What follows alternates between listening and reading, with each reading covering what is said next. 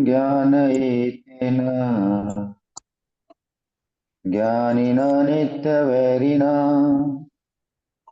कामरूपेण कौन्तेय दुष्पेरेण अनलेन च। तो यहाँ पर भगवान जो है काम वासना का स्वभाव जो है उसके बारे में बताते हैं कि काम वासना जो है ये उस प्रकार से है जैसे अग्नि के अंदर में ईंधन, लकड़ी हो या और कोई ईंधन हो, अगर जितना हम अग्नि में डालेंगे अग्नि को कभी भी हम सेटिस्फाई नहीं कर सकते हैं, वो सब खा जाएगा, सबको भस्म कर देगा।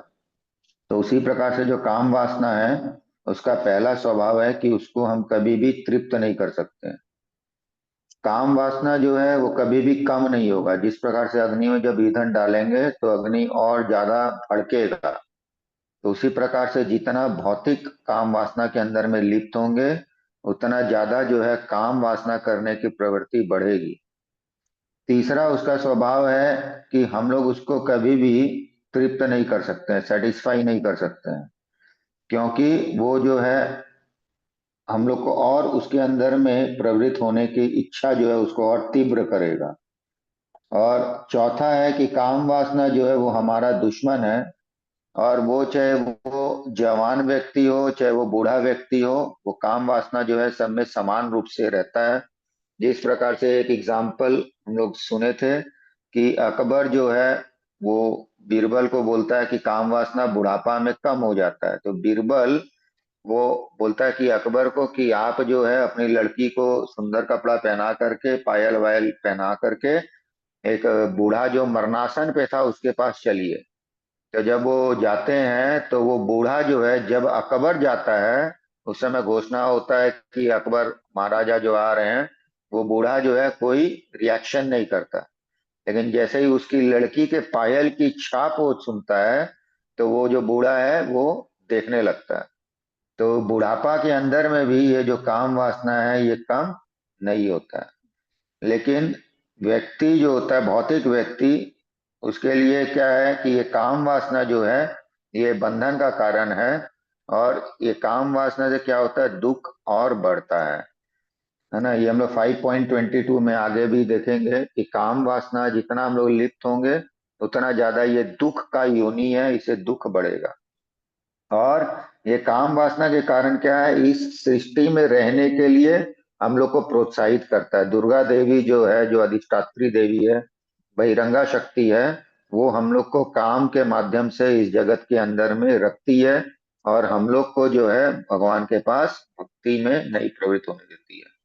तो इसका एक एग्जाम्पल जैसे दिया हुआ है रथ का। तो जो शरीर रूपी रथ है उसके अंदर में इंद्रियां हैं, उसके घोड़े, घोड़ों को जो है कंट्रोल करता है उसका लगाम, लगाम है हमारा मन। और मन को कंट्रोल करता है जो उसका चलाने वाला है रथ को, वो हो गया बुद्धि। और बुद्धि जो है वो किसको कैरी कर रहा है, वो कर रहा है आत्मा को। तो ये इंद्रियां जो है इसको या तो हम भगवान की सेवा में लगा सकते हैं, जिससे क्या होगा कि ये जो भौतिक संसार है, संसार चक्र है, इससे हम लोग बाहर निकल सकते हैं। नहीं तो वो इंद्रियां जो है अगर उसको हम लोग खुला छोड़ देंगे, भगवान की सेवा में नहीं लगाएंगे, उसको डाइवर्ट नहीं करेंगे, तो इंद्रियां जो है वो मनमानी करेगी। जैसे एक सांप जो है मनमानी करेगा अगर हम अच्छा सपेरा नहीं बनेंगे तो इंद्रियां जो है वो हमको ये भौतिक जगत में और जो है प्रलिप्त करेगी, जिस कारण से यहाँ से जो निकलने का रास्ता जो है वो सब बंद हो जाएगा। तो इस प्रकार से भगवान जो है इस श्लोक में इंद्रिय के बारे में जो है, ये काम के बारे में जो है उसका नेचर क्या है, स्वभाव क्या है, वो हम लोग को बताते हैं। हरे कृष्णा प्रभु। थैंक यू प्रभु, बहुत सुंदर, थैंक यू। प्रभु जी ने चर्चा की, हमने 3.39 पे चर्चा की है।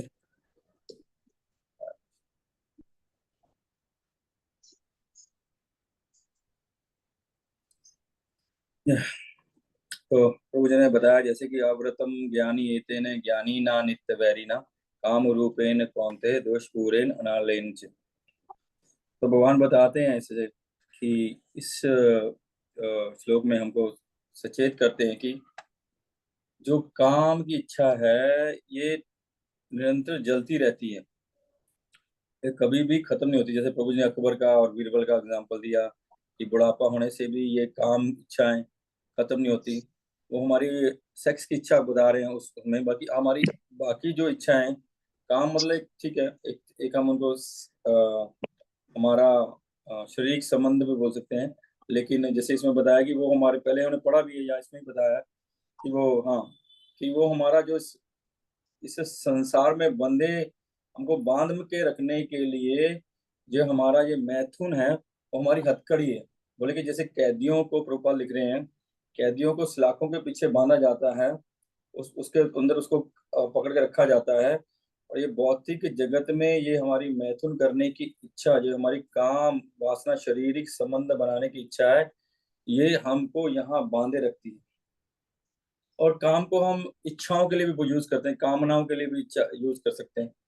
जैसे हमने पहले भी चर्चा करते हैं कि जो हमारी इच्छाएं हैं, जो आत्मा है, आत्मा काम में नहीं लिप्त होती, वो आत्मा प्रेम भगवान के प्रति करती है। हाँ, जब वो भौतिक संपर्क में आके कामना, इंद्रियां, मन, बुद्धि उसको काम में लिप्त कर देती है, तो वो प्रेम काम में बदल जाता है, वो दूषित हो जाता है। तो भगवान बोल रहे हैं कि ये जो काम वासना की इच्छा है, ये कभी भी खत्म नहीं होती है, ये निरंतर बनी रहती है, बनी रहती है, बनी रहती है। जैसे ओशो क्या बोलता था, ओशो बोलता था, आपकी जो इच्छा है उसको और पूरी कर लो, पूरी करते रहो, पूरी करते रहो, एक दिन इसकी इच्छाएं खत्म हो जाएंगी। लेकिन वैष्णव जो सिद्धांत है वो बोलता नहीं, ये इच्छाओं को पूरी करने के लिए वैष्णव सिद्धांत कहाँ से है? भगवान से। भगवान बोलते हैं कभी भी तुष्ट नहीं होती हैं। आप अग्नि में जब घी डालते रहोगे, अग्नि बंद कैसे होगी? हमको तो अग्नि बंद करनी है। ये जो हम संसार दावानल में जल रहे हैं, जो इस दावाग्नि में जल रहे हैं, ये भगवान यहाँ लिख रहे हैं, भगवान बता रहे हैं कि ये हमारी काम वासनाओं के कारण ही हम जल रहे हैं। ये काम वासनाएं हैं इसलिए हम जल रहे हैं, और इस अग्नि को हमको बंद करना होगा, ये अगले श्लोक में बताएंगे भगवान। लेकिन वो जो अग्नि है कभी भी वो बंद होती नहीं है अपने आप। अगर हम काम वासनाओं में घी डालते रहेंगे, उसमें लिप्त रहेंगे, हम सोचेंगे ठीक है ये एक वीडियो देख लेते हैं, फिर हम पढ़ेंगे, फिर गीता उठाएंगे, भागवत उठाएंगे, वो वीडियो एक देखने के चक्कर में हम, वो हमारा घंटे घंटे निकल जाते हैं।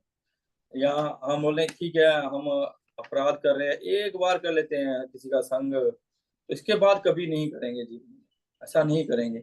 लेकिन वो क्या होगा, वो एक बार की जो आपकी आदत है ना, वो आपको एक बार होगा, फिर पुनः फिर वो जागृत अच्छा एक बार, और ऐसे ही हम लोग एक बार प्याज खा लेते हैं, एक बार चाय पी लेते हैं, किसी तरह भी हमको हमको एक बार में लगे रहेंगे ना, क्योंकि कभी ना कभी हमको रुकना पड़ेगा। तो रोकेंगे नहीं तो वो खत्म होगा नहीं। तो वैसे भी जो अभी हमारा भौतिक संसार है, देखिए चारों तरफ जो भगवान बोल रहे हैं कि ये कामना इच्छा पूरी करने के लिए चारों तरफ वो परोसा जा रहा है। सड़कों में निकल जाइए, टीवी में निकल जाइए, टीवी देखिए, न्यूज देखिए, इंटरनेट देखिए, सड़कों पे देखिए, चारों तरफ आपको वही परोसा जा रहा है। जिस कार्य में, जिस प्रोडक्ट में उसका, किसी लड़की का या उसके छोटे कपड़ों का या उसके अंग प्रदर्शन का जरूरत भी नहीं है, फिर भी आपको वो परोसा जा रहा है ताकि आप सब जीवन में यहाँ फंसे रहें। प्रभु जी बोले कि दुर्गा माता हमको फंसा के रखती है। लेकिन मेरा जो बुद्धि है, या मैंने जो, दुर्गा माता हमको फंसा के नहीं रखती है, हम लोग खुद इसके बीच में फंसे रहते हैं। हाँ, दुर्गा माता हमको वहाँ हमको टेस्ट करती रहती है, टेस्ट करती रहती है। हम अगर हम बोल देंगे हम भक्त बन गए, हम अभी भक्त हैं, अभी हमको ये कोई भी काम वासना नहीं है, हम इच्छाएं पूरी हो गई हैं, अभी हमको शुद्ध हो गए हैं, तो फिर वो टेस्ट करती रहती है हमको। जैसे देवता है, जैसे इंद्र, बहुत सारी कथाएं आती है, इंद्र टेस्ट करते रहते हैं। तो टेस्ट करते रहते हैं कि अब ये ठीक हुआ, हुआ नहीं हुआ, वास्तव में हुआ नहीं हुआ, या सिर्फ ऐसे ही दिखावा हो रहा है। तो इन दुर्गा माता हमको टेस्ट करती रहती है, लेकिन वो हमको काम वासना में इंडल्ज नहीं करती है। वो हम खुद हैं जो हम उसमें इंडल्ज होते हैं। और ब्रह्मा जी बोलते हैं जो दुर्गा माता है वो भगवान की छाया है, छाया। छाया मतलब वो भगवान की सब समय सेवा में लगी रहती है। दुर्गा माता जो इस भौतिक जगत का देख रेख करती है, जो इस जगत का पालन करती है, या इस जगत के जीवों को बांध रखती है, उसका देख रेख करती है, वो भगवान की इच्छा से करती है। लेकिन जैसे ही हम अब शुद्ध हो जाएंगे, हम काम इच्छाओं को की तरीके से ऊपर उठ जाएंगे, तो वो हमको फ्री कर देती है, वो हमको बांध के थोड़ी रखती है। लेकिन जब तक हम उस उनके स्वामी के सेवा के योग्य नहीं होते, तब तक वो हमको आगे नहीं बढ़ने देती है। हमको स्टैंडर्ड में जाना होगा कि हम राधा कृष्ण की सेवा में युक्त हो सकें। जब तक वो हम उस स्टैंडर्ड पे नहीं गए, तब तक दुर्गा माता हमको परमिशन नहीं देती है, ग्रांट नहीं करती है, सर्टिफाइड नहीं करती है यहाँ से निकलने के लिए। ऐसा नहीं है वो हमको बांध के रहती, बिल्कुल भी नहीं। वो बिल्कुल भी नहीं बांधी, वो क्यों बांधेगी? हम भगवान के प्रिय हैं, हम भगवान के संतान है, कभी नहीं बांधेगी। तो इसलिए हमको हमेशा सचेत रहना चाहिए। साधक की हम जो साधक की अवस्था में है, या साधक बनने की अवस्था में, या हम साधना करते हैं, हमारे लिए तो ये एक क्या बोलते हैं, डेफिनेट सिचुएशन है कि हमको हर समय अलर्ट रहना चाहिए। जैसे बॉर्डर पे एक सिपाही अलर्ट रहता है कि कोई इधर ना घुस जाए, कोई गोली चले तो उसका जवाब देना है, एकदम हर समय उसका फोकस रहता है कि हम वो कहीं भी कुछ ऐसा कुछ ना हो जाए जिससे हमारे देश को नुकसान हो। इसी प्रकार हमको भी फोकस रहना होगा, पूर्ण रूप से फोकस रहना होगा, तब जाके हम इससे बच के निकल सकते हैं। बोले मैं एक कथा में सुना, बोले साधक ही नहीं, सिद्ध भी हमेशा फोकस रहते हैं। क्योंकि सिद्ध जो हो जाते हैं, वो कभी अपने को सिद्ध मानते नहीं है। कोई भी सिद्ध होगा, जो भी शुद्ध भक्त हो जाएगा, वो हमेशा अपने आप को दीन ही मानेगा, अपने आप को सबसे छोटा ही मानेगा। वही हम लोग वृत्रासुर की कथा में भी देखते हैं। वो भी ये कहता कि मेरे को, मैं तो पापी हूँ प्रभु, लेकिन मेरी एक ही प्रार्थना है आपसे कि मेरे को आपके दासों का अनुदास बना के रखो। ऐसे महाप्रभु हमको सुना सिखाए कि हमको दासों का अनुदास बन कर रहना, तो हमेशा ह्यूमिलिटी रहेगी। वो हम फिर भी इसलिए वो भी अलर्ट रहते हैं कि हम कभी काम वासनाओं में ना फंस जाएं, कभी कभी हम माया में ना फंस जाएं, इस माया के टेस्ट में हम फेल नहीं हो जाएं, इसलिए वो भी अलर्ट रहते हैं।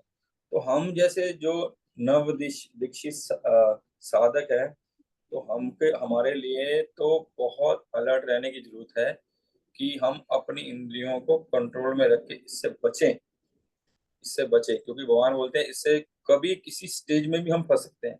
और हम देखते हैं शास्त्रों में ऐसा हुआ है, शास्त्रों में हम देखते हैं, पुरानी हिस्ट्री में ऐसा हुआ है कि हम भक्त लोग फंस गए हैं। हालांकि जो भगवान के शरण में आ जाता है, भगवान की भक्ति करता है, फंसने से भी भगवान उसको निकाल लेते हैं। लेकिन ठीक है, वो निकाल लेते हैं भगवान, लेकिन उससे तो समय का अपव्यय तो होता है ना, समय की हानि होती है, हमारे तपो की हानि होती है, हमारी साधना की हानि होती है। हम बोलते हैं ना, वो क्या बोलते हैं, फॉल हो गए, बोलते हैं कि वो गिर गए। क्या हो गए? वो गिर गए, डाउनफॉल हो गया। तो डाउनफॉल हो गया, डाउनफॉल हो गया मतलब कि हम अपनी स्थिति में, जिस स्थिति में हमने प्रयास करके अपने आप को लेके आने आ रहे थे, उस स्थिति से वापस गिर गए, बॉटम में चलेंगे। हम फेल हो गए, फेल होने का मतलब ये नहीं उसी क्लास में रह गए, फेल होने का मतलब उससे भी नीचे क्लास में चले गए। इसलिए हमको बहुत सावधान रहना चाहिए। ठीक है, अगले श्लोक में चलते हैं। इंद्रियाणि मनोबुद्धिर अस्य अधिष्ठानम् उच्यते, एते विमोहिते येष ज्ञानम अवृत्य देहिनाम। यस प्रदीप जी। हाँ, हरे कृष्णा प्रदीप। इंद्रियां, मन तथा बुद्धि इस काम के निवास स्थान है। इनके द्वारा यह काम जीवात्मा के वास्तविक ज्ञान को ढक कर उसे मोहित कर लेता है। तो यहाँ भगवान बताए कि आपका दुश्मन है काम।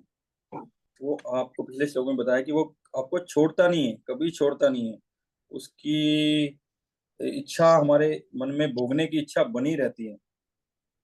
वास्तव में हमारी भोगने की इच्छा है, वही हमको फंसा के रखती है।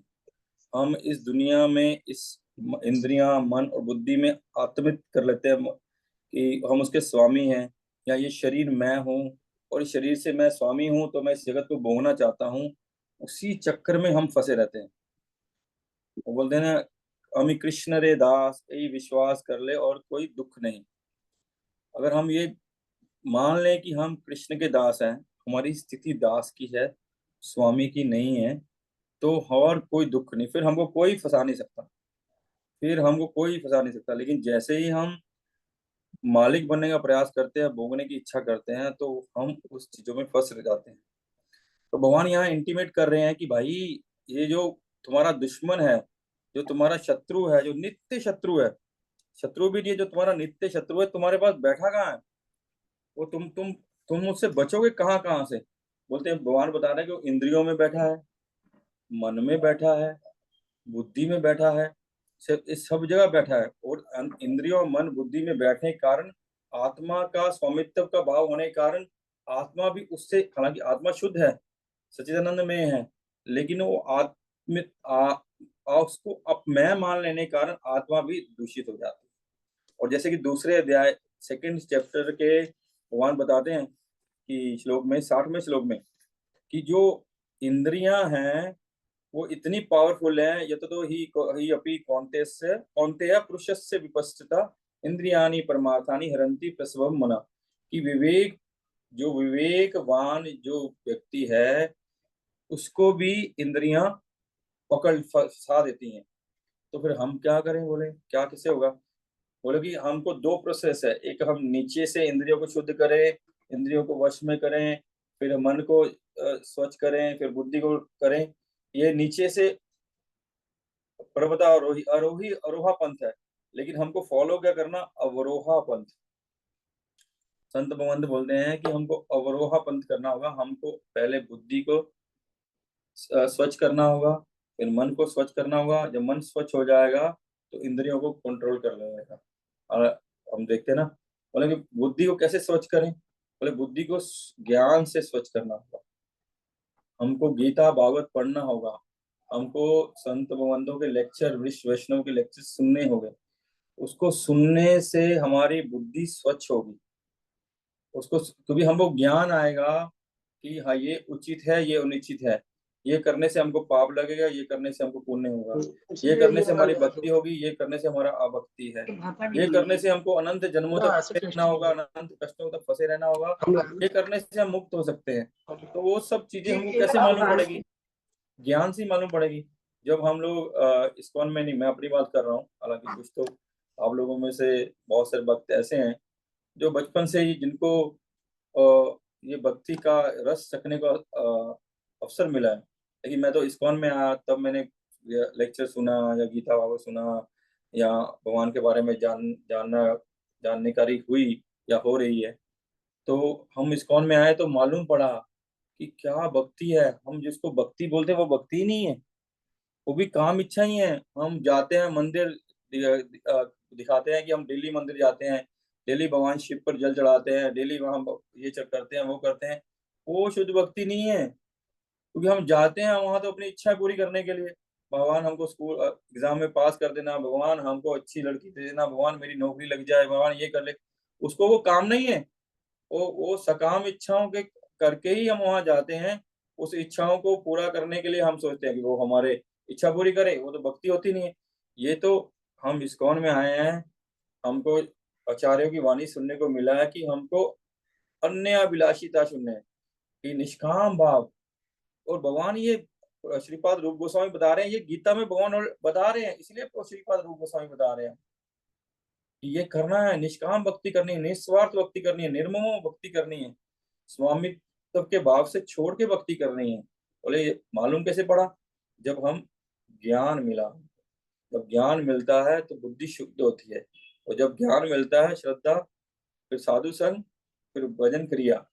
फिर जब ज्ञान मिला कि हमको भजन करना है, हमको हरे कृष्ण कृष्ण कृष्ण हरे हरे, हरे राम राम राम करे हरे, कि यही मेडिसिन है, इसके अलावा कोई उपचार नहीं है। हमको भक्तों के मुख से कथा सुनना है, और उस कथा के एसेंस को जीवन में पालन करना है। और उस सबसे बड़ी दवाई, मेडिसिन क्या है इस उपचार की? कि हमको हरि नाम जप करना है। कलयुग में हरि नाम जप से बड़ी बीमारी कोई नहीं है। हरि नाम जप के बड़ा उपचार कोई नहीं है। हरि नाम ही उपचार है। हमारी जो बीमारी लगी है, हमारा जो अंदर दुश्मन बैठा है, काम क्रोध लोभ मोह मद मात्सर्य, उसको भगवान की उस हरि नाम की गोलियों से मारा जा सकता है। मतलब मंत्र, मंत्र त्रयते मंत्र, कि जब हम मन को तारने के लिए क्या है मंत्र, वो क्या है, हरे कृष्ण कृष्ण कृष्ण हरे हरे, हरे राम राम राम हरे। कि मंत्र को क्या कैसे तरण किया जा सकता है, मंत्र के द्वारा। उसकी जानकारी क्या, ज्ञान कैसे मिलेगा, जब हम बुद्धि को भगवान की कथा को श्रवण में, शास्त्रों को पठन में लगाएंगे, तब उसको हमको ज्ञान मिलेगा। ये मंत्र वास्तव में एक्चुअल में बहुत काम करता है। हम देखते हैं काम करता है हमारे जीवन में, मानो हम पूर्ण रूप से शुद्ध नहीं हुए हैं, लेकिन उस प्रोसेस में तो लगे हैं ना, उस प्रोसेस में है। हमको हमको मालूम है हमारे में क्या क्या कंटेमिनेशन था, क्या क्या कलमश था, क्या क्या किस किस पाप में हम लोग युक्त थे, क्या क्या हमारा दिन की दिनचर्या थी, वो हमको मालूम। क्या हुआ, हमने जब भक्तों के संग में आए, क्या चेंजेस हुए, वो भी हमको मालूम है। और क्या हमको हरिनाम जपने से क्या डिफरेंस आया, वो भी हमको मालूम है।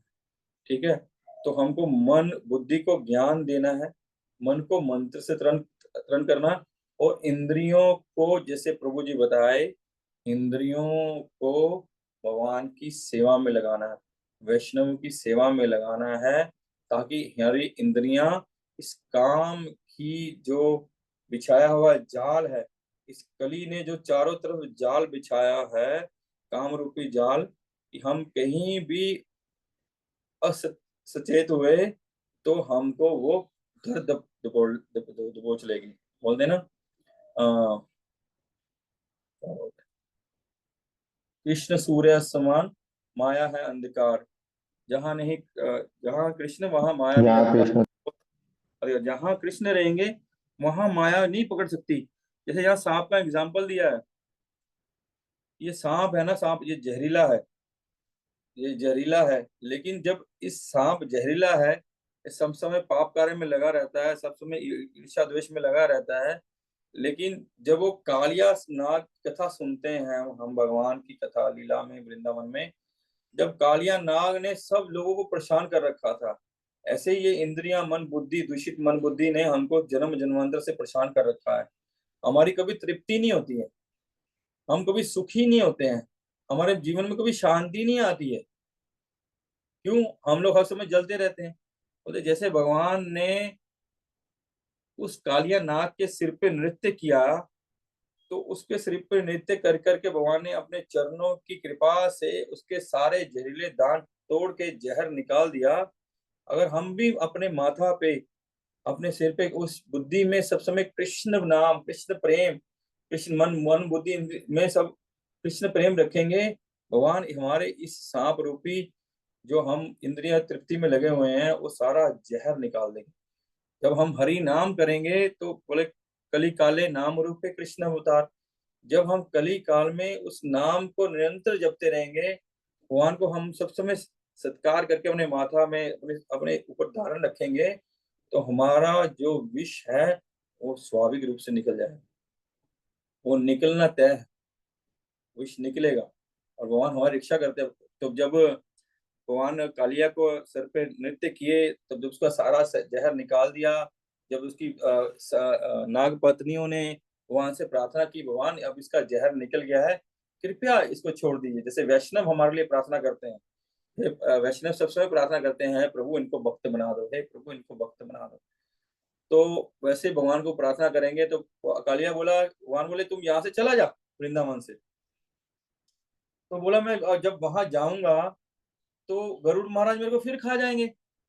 बोले नहीं, क्योंकि तेरे माथे पे मेरे चरण के छाप पड़ी हुई है, गरुड़ महाराज तुमको नहीं खाएंगे। और इसलिए जब हमारे माथे पे भगवान की छाप रहेगी, हमारे मन में भगवान का मंत्र रहेगा, वैष्णव की चरण धूलि हमारे माथे पे रहेगी, कभी भी हमारा कुछ अनित बुरा नहीं हो सकता, कभी भी हमारा बुरा नहीं होगा। क्योंकि जब बोलते हैं ना, जब जो कंठी पहन रखा है, जिसके मुख में हरि नाम है, जिसके घर में तुलसी माला तुलसी देवी वास करती है, जिसके घर में भगवान की सेवा होती है, जिसके घर में संत आते हैं, उसके घर में कभी भी यमराज नहीं आते हैं, उसके घर में कभी भूत पिशाच नहीं आ सकते हैं, कभी भी उसका अनर्थ नहीं हो सकता है। ठीक है, आगे चलते हैं। अच्छा, इसमें एक और लिखा है, जैसे प्रभुपाद ने एक श्लोक दिया है, यस्य आत्मा बुद्धि कुनपे त्रिधातु सवधि कालत्रदि अधियेषु भूमे इजयदि। इस श्लोक के दिया प्रभुपाद ने, इसमें लिखा है, जो मनुष्य इस त्रिधातु निर्मित शरीर को आत्मा स्वरूप जान बैठता है, जो देह के विकारों को स्वजन समझता है, जो जन्मभूमि को पूज्य मानता है, और जो तीर्थ स्थलों को की यात्रा दिव्य ज्ञान वाले पुरुषों से भेंट करने के लिए नहीं, अपितु स्नान करने के लिए करता है, उसे गधा या बैल समझना चाहिए। यह मूर्ख है, बोलते हैं वो, जो इस 3 धातुओं से बना हुआ शरीर को मैं मान लेता है। इन 3 धातुओं से बना हुआ शरीर, क्या क्या धातु हैं, क्या बताया जाता है? 3 धातुओं से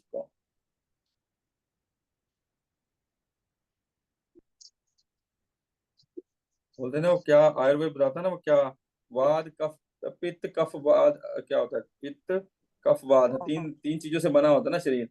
तो ये 3 धातु से बना शरीर है, बोले इसमें जो इसको मैं मान लेता है वो गधा है। और जो ये बोलता है कि जैसे हम प्रभुपाद बोलते हैं कि हम वो मिथ्या अहंकार में फंसे हुए हैं, जब तक हम उपाधि शून्य नहीं होंगे तब तक भगवत प्राप्ति नहीं होती होगी। भक्ति रसामृत सिंधु में एक श्लोक भी है ना, जिसमें बोलते हैं, ऋषिकेन ऋषिकेश सेवन भक्ति उच्चते, क्या उसका फर्स्ट लाइन क्या, सर्व उपाधि विनिर्मुक्ते तत्पर तरन निर्मलम। जब हम सर्व उपाधि विनिर्मुक्ते, जब तक हम सारी उपाधियों से इस भौतिक मिथ्या उपाधियों को छोड़ेंगे नहीं, तब तक हमारा हृदय निर्मल नहीं होता होगा। और जब तक हमारा हृदय निर्मल नहीं होगा, शुद्ध नहीं होगा, तब तक भगवान की प्राप्ति नहीं होगी। तो वहां भी यही बोलते हैं, ऋषिकेश ऋषिकेन सेवम भक्ति उच्चते, कि इस इंद्रियों से इंद्रियों के स्वामी की सेवा कीजिए और हृदय को उपाधि शून्य करके निर्मल कीजिए, तब जाके हमारा कल्याण होगा। तो वो यहाँ जो जन्मभूमि, इस भूमि को मापना मानता, उसके लिए उसको मैं मान के उपाधि में पड़ा रहता है, वो भी बोले गधा है, बोले गधा है। हाँ, भगवान बोल रहे हैं यहाँ, शास्त्रों में बता रहा है गधा है, क्योंकि हम तो भगवान के हैं और सारी भूमि भगवान की है। कुछ फिलॉसफी मुस्लिम्स की ठीक लगती है, क्योंकि इसको सब मुस्लिम को अपना मानते हैं, ऐसे इस्कॉन सब वैष्णवों को, सब जीवों को अपना मानता है। और भगवान भी बोलते हैं, अहम बीज प्रदे पिता सर्व योनि से कुंते है मूर्ति संभवंती च ब्रह्म महेत पर तस्यम ब्रह्म महेत जोनि अहम बीज प्रदे पिता। भगवान बोलते सारे जीव का पिता मैं हूँ, तो भगवान ही सबको एक मानते हैं। इसलिए सारी सृष्टि के स्वामी को जब हम मान लेंगे भगवान है और हम उनके दास हैं, तो ये भूमि वो भूमि क्या क्या हुई, हम किसी भी जगह अनर्थ नहीं करेंगे। और सबसे इम्पोर्टेंट बात कि धर्म तीर्थ स्थलों में जाके हमको साधुओं का संग करना चाहिए, उसकी उस तीर्थ स्थल की महिमा साधुओं के मुख से सुननी चाहिए। जैसे कि हमको हमारा सौभाग्य हुआ, हम लोग अभी 3 दिन का नव गौर मंडल भूमि का दर्शन करके आए। हमको वहाँ ईश देव प्रभु विष्ट वैष्णव का संग मिला, और उनके श्री मुख से हम उस सब स्थलों की महिमा का श्रवण कर पाए। और श्रवण करने से क्या होता है, हमारा उनके प्रति अनुराग बढ़ता है, उसके प्रति प्रेम बढ़ता है, उनके प्रति श्रद्धा बढ़ती है, तो हम वास्तविक महिमा जान पाते हैं वहाँ की। तो ये नहीं हम जाएं सिर्फ पानी में डुबकी लगाएं और हमको मालूम है वहां जाने से कल्याण होता है, वहां भगवान का दर्शन करें और आ जाएं, इससे कुछ कल्याण होगा। लेकिन वास्तविक कल्याण किससे होगा, कि हम साधुओं की सेवा करेंगे और साधुओं के मुख से सुनेंगे। आगे चलते हैं, प्रयास करते हैं इसको आज चैप्टर खत्म कर देते हैं। तस्मात् त्वम् इंद्रियाणि आदो नियमे भरत ऋषभ पापमानं प्रजहि एनम ज्ञान विज्ञान नाशनम। हरे कृष्णा।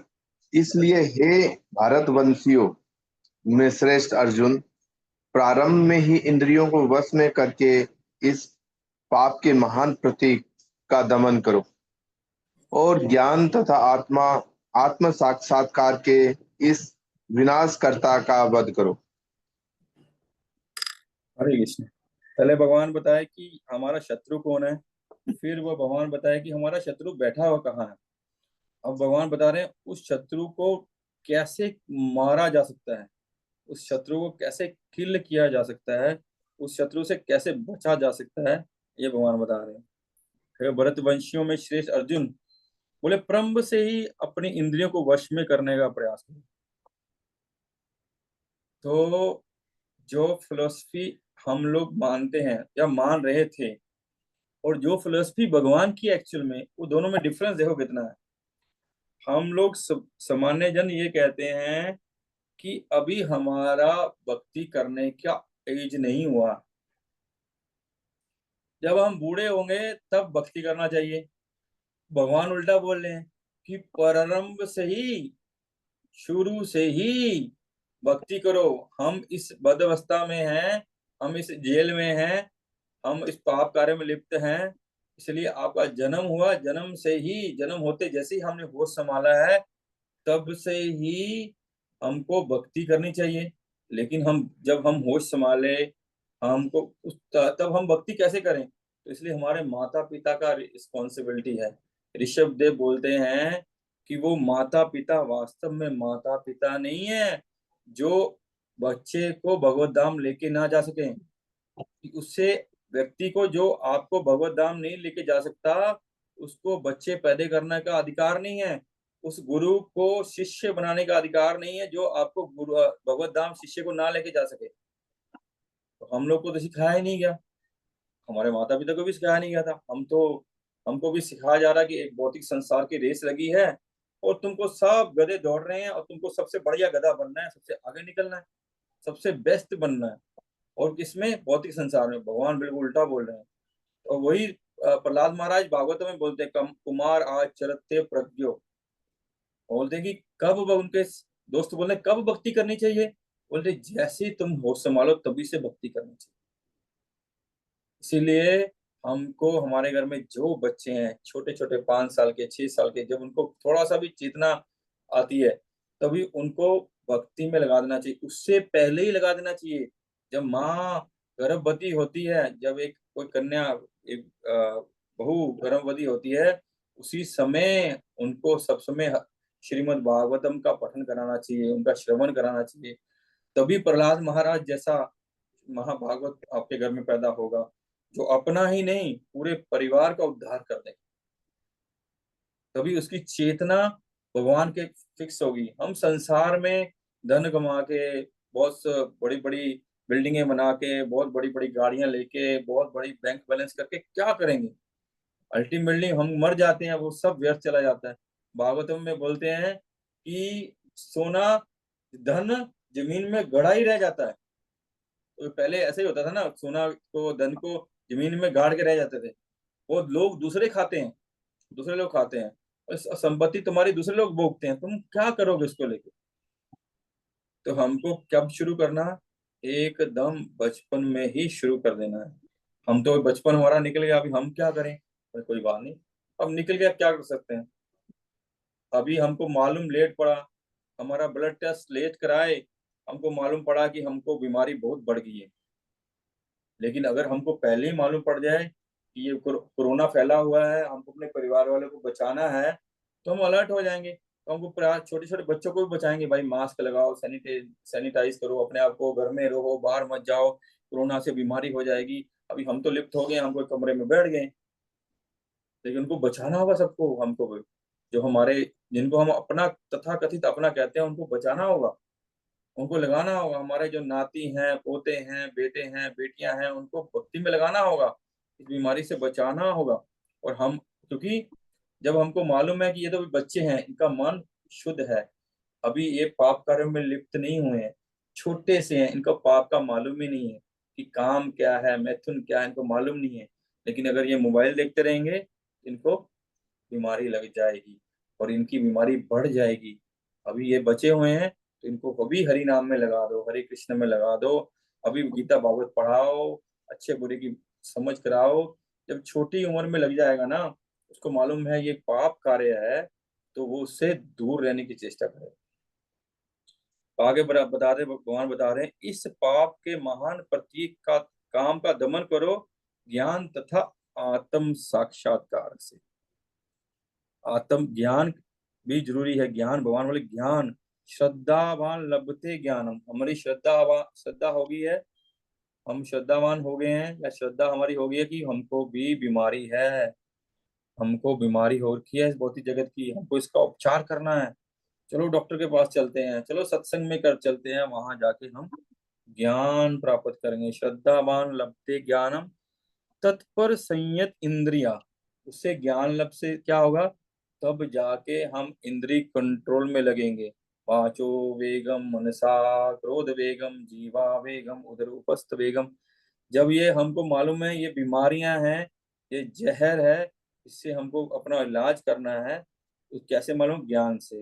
तो हम अपनी इंद्रियों को कंट्रोल में क्या करेंगे, अरे ज्ञान लब्धे परम शांति। तो ज्ञान से क्या होगा भाई, भजन करना होगा, भक्ति करनी होगी, हमको हरिनाम करना होगा, अपने चित्त को शुद्ध करना होगा, अपनी इंद्रियों को कंट्रोल करना होगा।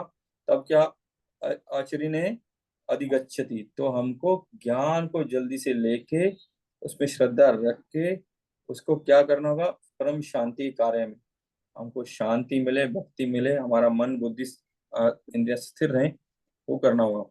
आगे बोलते हैं, भगवान बोलते हैं, यहाँ पर ऊपर लिखे हैं कि आत्म साक्षात्कार तथा आत्म ज्ञान की उत्कंठा को वनिष्ठ करने वाला हो, वह सबसे पापी शत्रु काम का दमन कर सके जो आत्म साक्षात्कार और आत्म ज्ञान की उत्कंठा को वनिष्ठ करने वाला है। ज्ञान का अर्थ है आत्म तथा अनात्म के भेद का बोध, अर्थात ज्ञान की आत्मा शरीर में नहीं है, कि ये ज्ञान की आत्मा शरीर नहीं है।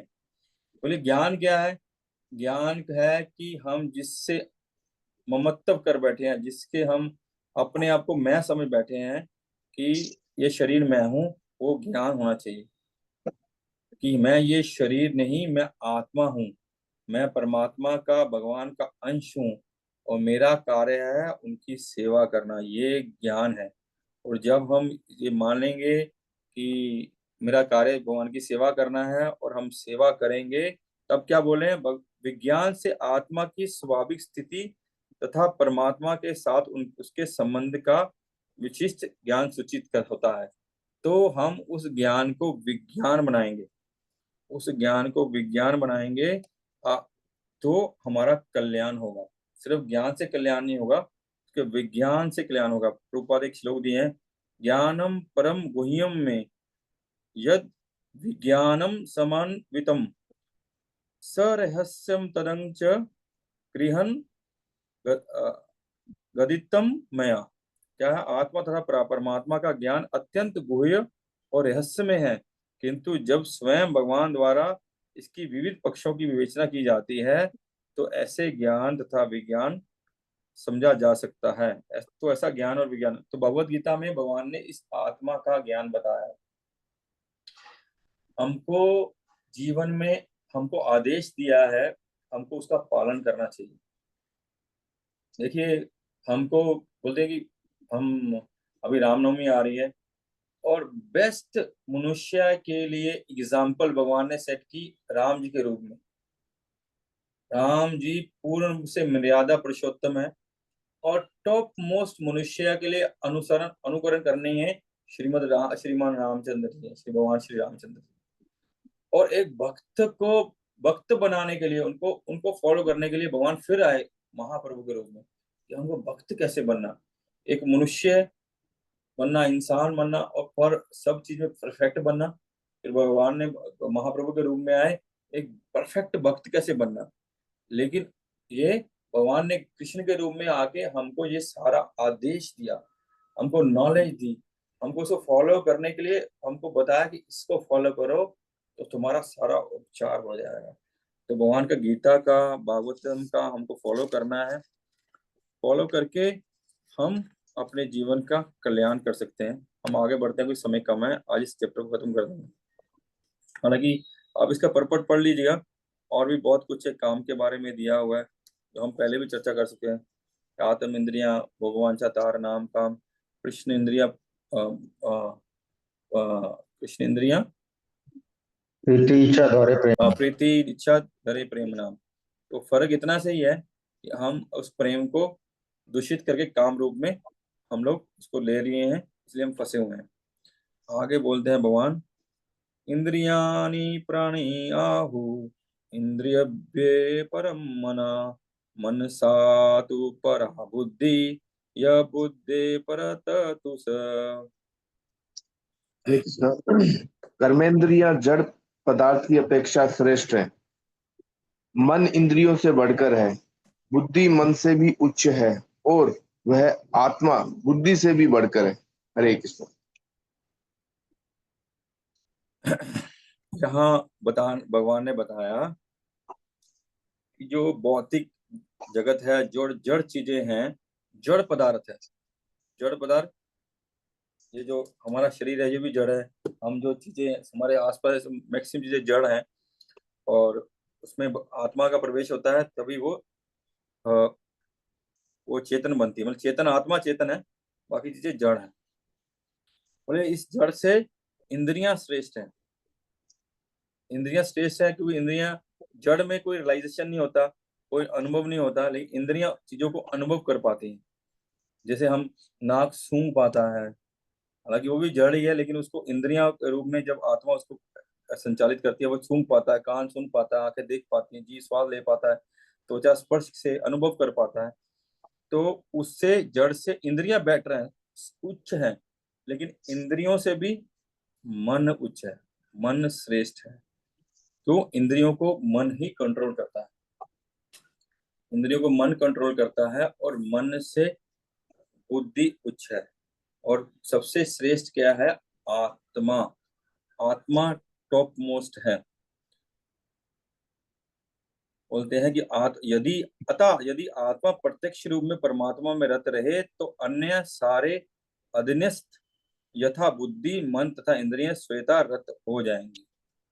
तो जब आत्मा शुद्ध है, आत्मा भगवान का सेवक है, भगवान का नित्य परमात्मा रूप से आत्मा संगी है, और आत्मा सच्चिदानंद है, अगर हम आत्मा को भगवान की उसमें लगाए रखें, भक्ति में लगाए रखें, तो श्वेता मन बुद्धि, हमारी जो मन बुद्धि इंद्रियां वो स्वच्छ हो जाएंगी। लेकिन ये क्या होता है कि हम इस प्रोसेस में भी हमको इस कलयुग में, एक्चुअल में इस कलयुग में हमको संग में रहना पड़ता है। संग में रहने से हम जब जितना सत्संग करेंगे, जितना वैष्णव के संग रहेंगे, जितना जितना कथा कीर्तन में रहेंगे, तो हम बचे रहेंगे। नहीं तो हमने देखा है पूर्व काल में जो बहुत बड़े चढ़े तपस्वी भी थे ना, वो लोग भी फंस गए। तो हमको उसमें नहीं फंसना है, उसमें बचे रहना है। तो हमको वैष्णव अपराध नहीं करना चाहिए, दाम अपराध नहीं करना चाहिए, नाम अपराध नहीं करना चाहिए। इससे बच के हमको वैष्णव का संग करते हुए नाम संकीर्तन कथा कीर्तन में रहना चाहिए। तो उससे क्या लिखे हैं प्रभुपाल आगे, मनुष्य को चाहिए कि बुद्धि के द्वारा आत्मा की स्वाभाविक स्थिति को ढूंढे और फिर मन को निरंतर कृष्ण भावनामृत में लगाए। बोले पहले आप बुद्धि के द्वारा आत्मा की स्थिति को प्राप्त जाने, उसकी नॉलेज ले, उसका ज्ञान ले कि हम हैं क्या। हम ये शरीर नहीं, हम आत्मा है।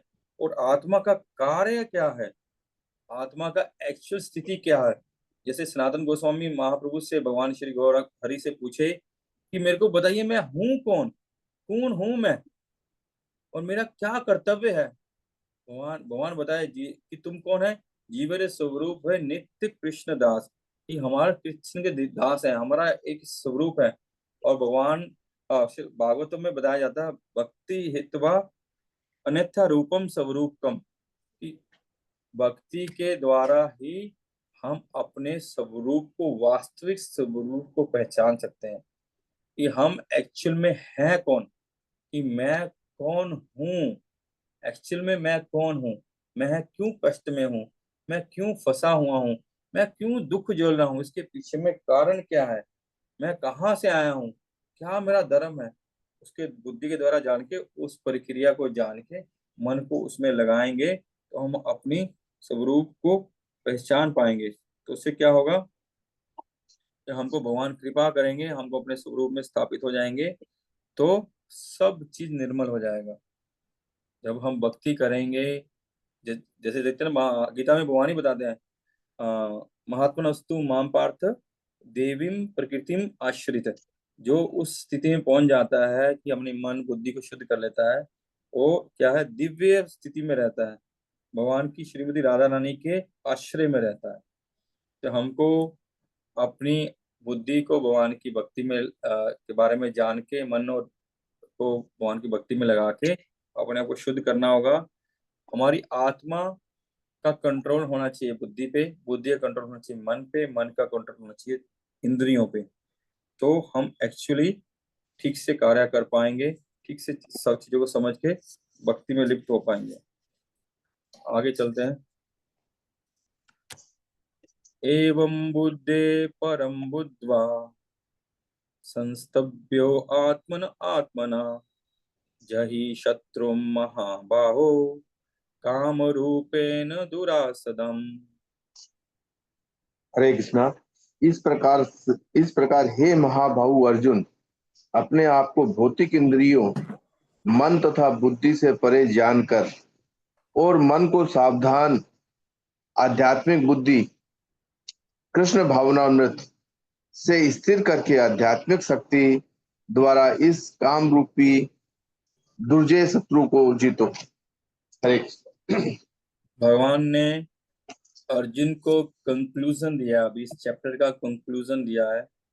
और यहाँ भगवान उनको बताते हैं कि भौतिक इंद्रियों, मन तथा बुद्धि से आत्मा को, अपने आप को परे जानो, कि तुम ये भौतिक इंद्रियां नहीं है, क्योंकि ये मन बुद्धि और इंद्रियां भौतिक है, ये आध्यात्मिक नहीं है। क्योंकि हम लोग जब बोलते हैं, जब हमको बताया जाता है कि ये 24 तत्वों से बना हुआ शरीर है, 5 ज्ञान इंद्रियां, 5 कर्म इंद्रियां, 5 उनके विषय, 5 इस क्या बोलते हैं उसको, पंचभूत, मन बुद्धि अहंकार और मह तत्व। तो ये मन बुद्धि अहंकार भी भौतिक है। बोले भगवान बोले इसमें इंडल्ज मत हो। मन तुमको इस जेल में निकालने के लिए तुम्हारा सहयोगी हो सकता है, जब उसको सावधानी से तुम कृष्ण भावना भावित करोगे, अपनी बुद्धि को भगवान की भक्ति में स्थिर कर दोगे, भगवान के चरणों में स्थिर कर दोगे, करके आध्यात्मिक शक्ति द्वारा इस काम रूपी दुर्जय शत्रु को जीत सकते हो। तो अर्जुन में क्या काम रूपी दुर्जय शत्रु है? अर्जुन में क्या ऐसा था जो भगवान ने ये उसको बताया, अर्जुन के माध्यम से हमको बता रहे हैं? क्योंकि अर्जुन युद्ध नहीं करना चाहता था, और युद्ध नहीं करना चाहता था, वो उसकी इच्छा थी, उसकी जो मटेरियल इच्छा थी कि जो मेरे ये सखे हैं, संबंधी हैं, मेरे मित्र हैं, मेरे रिश्तेदार हैं, ये इनको नहीं मारूं, ये जीवित रहें, इनको जीवित रहते हुए मैं इनके साथ भोग करूं। तो ये जो उनके मन में कामना थी, ये भौतिक कामना थी। तो भगवान बोलते हैं अपने मन को मेरे चरणों में लगाओ, और क्योंकि तुम आत्मा हो और ये भी आत्मा है, सब मेरे ही अंश हैं, लेकिन अब जो तुम्हारा धर्म है उस धर्म को पालन करो। और हमारा धर्म सबसे बड़ा क्या है कि हम कृष्ण भावना भावित हुए। यहाँ प्रभुपाद लिखते हैं भौतिक जीवन के में मनुष्य काम तथा प्रकृति पर प्रभुत्व पाने की इच्छा से प्रभावित होता है। प्रभुत्व तथा इंद्र तृप्ति की इच्छाएं बद्ध जीव की परम शत्रु है, किंतु कृष्ण भावना अमृत की शक्ति से मनुष्य इंद्रियों, मन तथा बुद्धि पर नियंत्रण रख सकता है। इसलिए मनुष्य को साहस अपने नित्य कर्मों को बंद करने की अवस्था नहीं, सहस अपने नित्य कर्मों को बंद करने की अवस्था नहीं, अपितु धीरे धीरे कृष्ण भावना अमृत विकसित करके भौतिक इंद्रियों तथा मन को प्रभावित हुए बिना अपने शुद्ध स्वरूप के प्रति लक्ष्य स्थिर बुद्धि से दिव्य स्थिति को प्राप्त हुआ जा सकता है। बोलते हैं कि हमको अपने कार्य नहीं बंद करने, कि तुमको तुम्हारा कार्य युद्ध करना वो नहीं बंद करना, अपने कार्य नहीं बंद करना, लेकिन अपने नित्य कर्म नहीं बंद करने, लेकिन उस नित्य कर्मों में प्योरिटी लाना आना। प्योरिटी लाना मतलब उसको भक्ति करते हुए, उसको प्योर करते हुए हमको अपने टारगेट, जो हमारा टारगेट है भगवत प्राप्ति, कृष्ण प्रेम प्राप्ति, भगवत सेवा प्राप्ति, उस कार्य में फोकस करना है। उस कार्य में फोकस करने से हमारे जीवन का कल्याण होगा। चलो प्रभुपाद की जय, भगवत गीता की जय। तो कोई प्रश्न है तो हम लोग चर्चा कर सकते हैं। हरे कृष्णा प्रभु जी, मेरा एक प्रश्न है। जैसे आप बोले कि इंद्रिय मन और बुद्धि जो है भौतिक है, लेकिन बोलता है कि मरने के बाद जो है मन बुद्धि अहंकार ये जो है आत्मा के साथ चला जाता है, तो भौतिक है तो फिर जाता कैसे? हरि बोल। तो हमारा बहुत अच्छा प्रश्न प्रभु, मेरे को मालूम है इसका आंसर आपको मालूम है, फिर भी आप पूछ रहे हो जानबूझ के। ठीक है, सबको मालूम होगा।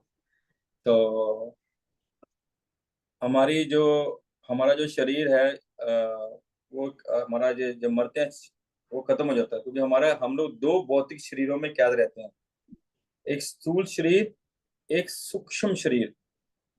स्थूल शरीर हमारा मर जाता है तो हम सूक्ष्म शरीर के बाद माध्यम से हम अगले शरीर में जाते हैं। और सूक्ष्म शरीर किसका बना होता है? मन, बुद्धि और अहंकार का। इसीलिए कई बार हमको होता है रियलाइजेशन कि हम किसी ऐसी सिचुएशन में पहले पड़े नहीं, हमको ऐसा अनुभव क्यों हो रहा है, या ऐसी कोई चीज देखे नहीं, हम इसकी इच्छा क्यों कर रहे हैं, या ऐसे कार्य हमने कभी सोचा ही नहीं ये पाप करने के लिए, फिर भी हमारी इच्छा क्यों हो रही है? क्योंकि हमने पूर्व जन्मों में ऐसे कार्य करने की इच्छा की है, या ऐसे पाप कार्य में हम लिप्त थे। वो पूरे पूर्व जन्मों के संस्कार मन और बुद्धि में बैठ के उस मिथ्या अहंकार के कारण हमारे साथ चलते हैं। तो हमारा उपचार कैसे होगा? यही जो कृष्ण भावना भावित होंगे, तो हम अपने स्थूल शरीर को छोड़ने के बाद ये हमारा सूक्ष्म शरीर भी खत्म हो जाएगा। जो हम एक भौतिक मन बुद्धि अहंकार है, जो हम मिथ्या अहंकार में है, तो हमारा खत्म हो जाएगा। हमारा वास्तविक अहंकार, अमी कृष्ण रे दास, कि मैं भगवान का दास हूं, इसको हम वास्तव में एक्चुअल में उस स्थिति में पहुंच जाएंगे। अभी तो हमको मालूम है महाप्रभु की कृपा से, प्रभुपाद की कृपा से कि हम भगवान के दास हैं, लेकिन हम हमको मालूम ही है, लेकिन हम अभी उस स्थिति में मानते नहीं है। अभी भी हमें बहुत मिथ्या अहंकार है, कुछ भी सिचुएशन होने से हम बुरा मान जाते हैं, इग्विस्टिक हो जाते हैं, अब लड़ पड़ते हैं, हमारा अहंकार है जो। अगर ये स्थिति होगी तो हमारा हमको कोई फर्क ही नहीं पड़ेगा कि तो आप हम, क्योंकि वो जानता मैं शरीर नहीं मैं आत्मा हूँ। बोलते रहो शरीर को मैंने लिया ही नहीं, जैसे महात्मा बुद्ध बोलते मैंने गाली ली नहीं, देगा क्या? देता रहे। बोले जब मैंने ले ली तो वो गाली मेरे को लगी, तो मेरे को लगी तो उसका क्या मैं मेरी मन बुद्धि उसमें इंडल्ज हो जाएगी। अगर मैंने ली नहीं, जो गाली दे रहा है वो उसके पास रहेगी, तो बुराई उसके पास ही रहेगी। तो हमको जब इस स्थिति में पहुंचेंगे हम जान जाएंगे शरीर मैं नहीं हूँ। जैसे वो हम लोग घटना सुनते हैं कि एक भक्त को थूका गया 100 बार, वो गंगा स्नान किया, उससे नाराज नहीं हुआ।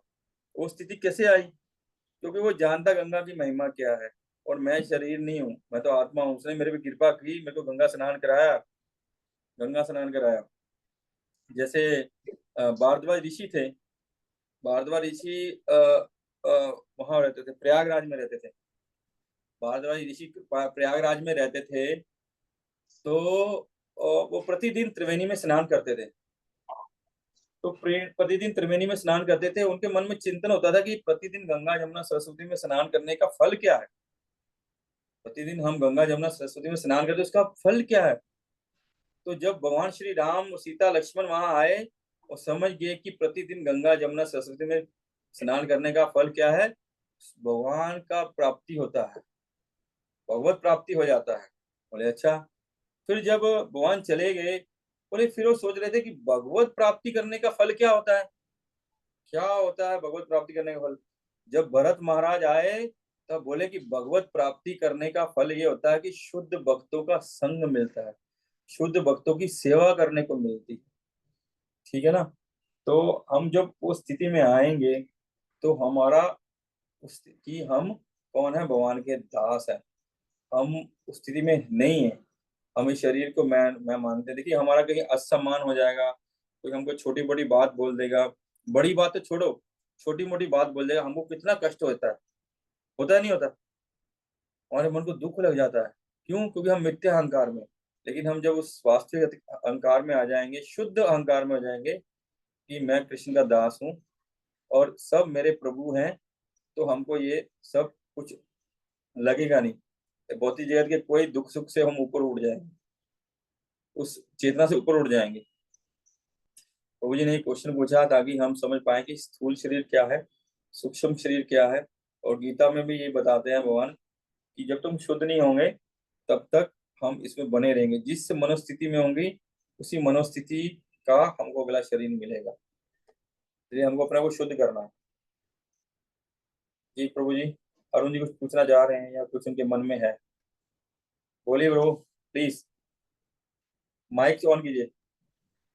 अरे ये बस तो कुछ बोलना नहीं, वो सुन रहा था खाली। अच्छा अच्छा, हरी बोल।